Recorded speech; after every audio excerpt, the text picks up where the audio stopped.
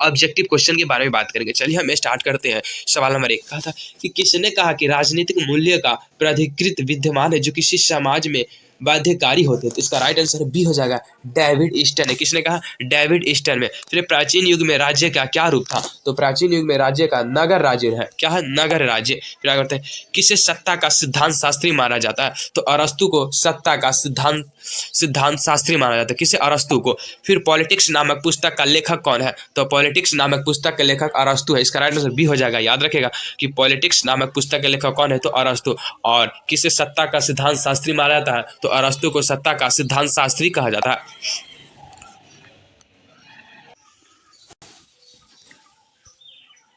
फिर पॉलिटिक्स नामक पुस्तक के लेखक कौन है? तो पॉलिटिक्स नामक पुस्तक के लेखक अरस्तु है। फिर किसने कहा मुझे स्वतंत्रता दो या मुझे मार दो? देखिए इसमें आंसर नहीं दिया। इसका जो राइट आंसर होगा वो पैट्रिक हेनरी ने कहा था। पैट्रिक हेनरी ने कहा मुझे स्वतंत्रता दो या तो मुझे मार दो। मुझे स्वतंत्रता दो या मुझे मार दो, ये पैट्रिक हेनरी ने कहा था। इसमें से चारों में से कोई ऑप्शन नहीं है। किसने कहा कि मनुष्य जन्म से स्वतंत्र है किंतु हर जगह बेरियों में जकड़ा हुआ है? जी हाँ दोस्तों, किसने कहा था कि मनुष्य मतलब प्रत्येक जगह स्वतंत्र है लेकिन हर जगह वह बेरियों में जकड़ा हुआ है? इसका राइट आंसर सी हो जाएगा। रूसो ने कहा कि मनुष्य हर जगह स्वतंत्र है लेकिन हर एक जगह बेरियों में जकड़ा हुआ। फिर हो जाएगा निम्नलिखित में से कौन मार्क्सवादी विचारधारा से संबंधित नहीं है? तो हो जाएगा वर्ग विहीन समाज।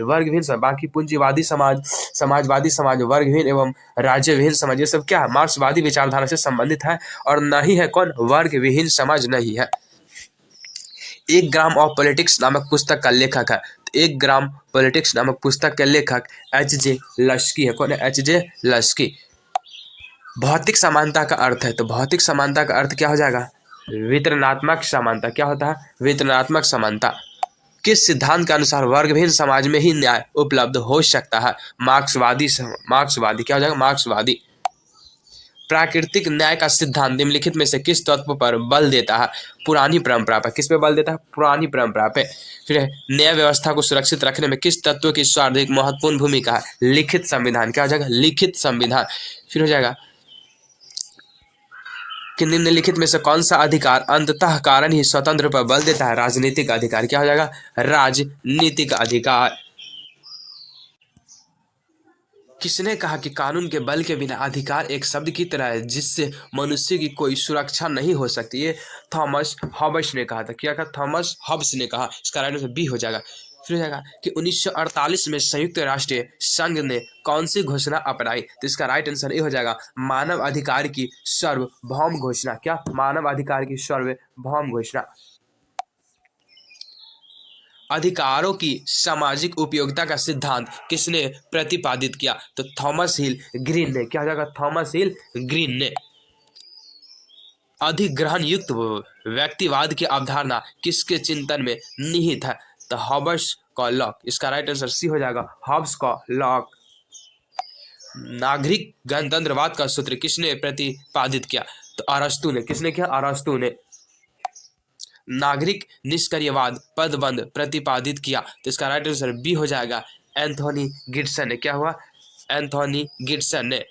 किसने कहा कि धर्म लोगों के लिए अफीम है? तो ये मार्क्स का। किसने कहा? मार्क्स ने कहा।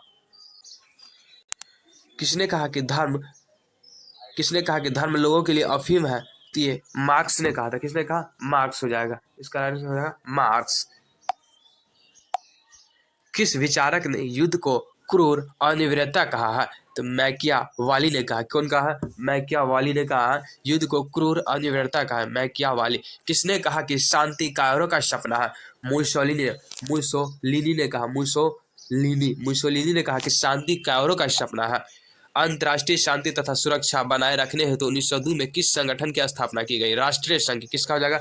राष्ट्रीय संघ की स्थापना की गई। कब? तो 1902 में। अंतर्राष्ट्रीय अणु ऊर्जा अधिकरण की स्थापना कब की गई? तो 1957 में। याद रखें कब की गई? अंतर्राष्ट्रीय अणु ऊर्जा अभिकरण की स्थापना कब हुआ? 1957 में। भारत में आम चुनाव कब हुआ? तो भारत में आम चुनाव 1952 में हुआ। कब हुआ? 1952 में। भारत में नई आर्थिक नीति की शुरुआत कब हुई? 1991 में। कब हुई? 1991 में भारत में नई आर्थिक नीति की शुरुआत 1991 में। संयुक्त राष्ट्र संघ की स्थापना कब हुई? 1945 में। संयुक्त राष्ट्र संघ की स्थापना कब हुई? 1945 में। अंतर्राष्ट्रीय न्यायालय का मुख्यालय कहाँ अवस्थित है? हेग। क्या हो जाएगा? हेग में।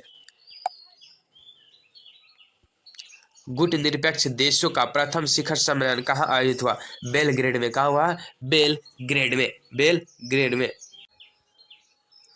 किस वर्ष में पश्चिमी राष्ट्रों ने NATO की स्थापना की? 1949 में। जी हाँ दोस्तों, याद रखिएगा कि NATO की स्थापना 1949 में हुआ है। शीत युद्ध के दौरान जर्मनी का एकीकरण किस वर्ष में हुआ है? अक्टूबर 1990 में हुआ। कब हुआ? अक्टूबर 1990 में शीत युद्ध के दौरान जर्मनी का एकीकरण हुआ है। संयुक्त राष्ट्र संघ के प्रथम महासचिव कौन थे? ये होगा ट्रिग्वे लर्ली। ताशकंद समझौता कब हुआ था? 1966 में। ताशकंद समझौता 1966 में हुआ है।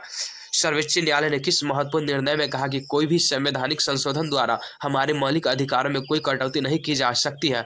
गोलकनाथ केस ने। कब कहा? 1967 में कहा। गोलकनाथ केस ने सर्वोच्च न्यायालय ने किस महत्वपूर्ण निर्णय में कहा कि कोई भी संवैधानिक संशोधन द्वारा हमारे मौलिक अधिकार में कोई कटौती नहीं की जा सकती थी? गोलकनाथ केस। कब? तो 1967 में। संविधान के किस संशोधन द्वारा मौलिक कर्तव्यों को जोड़ा गया है? तो 1976 के 42वां संविधान संशोधन। कौन? 1976 का 42वां संविधान संशोधन।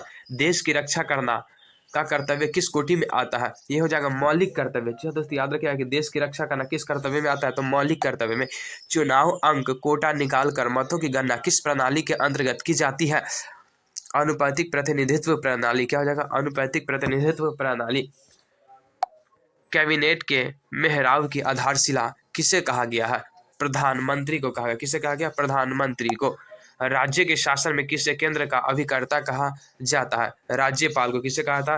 राज्यपाल को कहा जाता है। राज्यसभा के सदस्य के लिए कितनी आयु, न्यूनतम आयु निर्धारित है? मतलब कम से कम राज्यसभा के लिए कितनी एज की जरूरत है? तो 30 वर्ष हो जाएगा तो हम लोग राज्यसभा में भाग ले सकते हैं।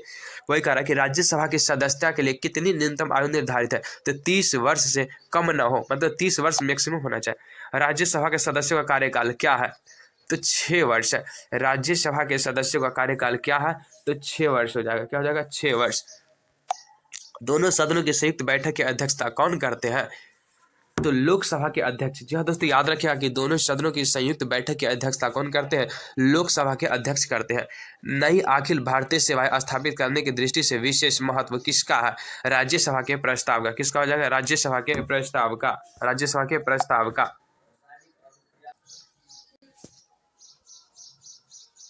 प्रकलन समिति के सदस्य कौन होते हैं? लोकसभा के सदस्य में चुने जाते हैं। लोकसभा के सदस्य में चुने जाते हैं प्रकलन समिति। विधान परिषद के सदस्यों का कार्यकाल कितने वर्ष के लिए होता है? 6 वर्ष के लिए। कितने वर्ष के लिए? 6 वर्ष के लिए। विधान परिषद के सदस्यों का कार्यकाल कितने वर्ष के लिए होता है? 6 वर्ष के लिए। विधान परिषद का सदस्य निर्वाचित होने के लिए कितनी उम्र की आवश्यकता है? 30 वर्ष। कितनी? 30 वर्ष। भारतीय संविधान में समवर्ती सूची की प्रेरणा कहाँ से ली गई? ऑस्ट्रेलिया से। जी हाँ दोस्तों, याद रखिएगा कि समवर्ती सूची की प्रेरणा कहाँ से ली गई? ऑस्ट्रेलिया से। हमारे संविधान में दर्शाया जाता है कि समवर्ती सूची की प्रेरणा कहाँ से लिया गया? तो ऑस्ट्रेलिया से लिया गया है। निम्न में से कौन संघ सूची का एक विषय है? रक्षा संघ सूची का एक विषय है। 42वें संविधान संशोधन द्वारा समवर्ती सूची में कौन से विषय जोड़े गए? जनसंख्या नियंत्रण जोड़ा गया। कौन जोड़ा गया? जनसंख्या नियंत्रण। भारतीय संघ में अवशिष्ट शक्तियां किसके पास होती है? केंद्र के पास। जी हाँ दोस्तों, याद रखिएगा भारतीय संघ में अवशिष्ट शक्तियां किसके पास होता है? तो केंद्र के पास। किसके पास? केंद्र के पास।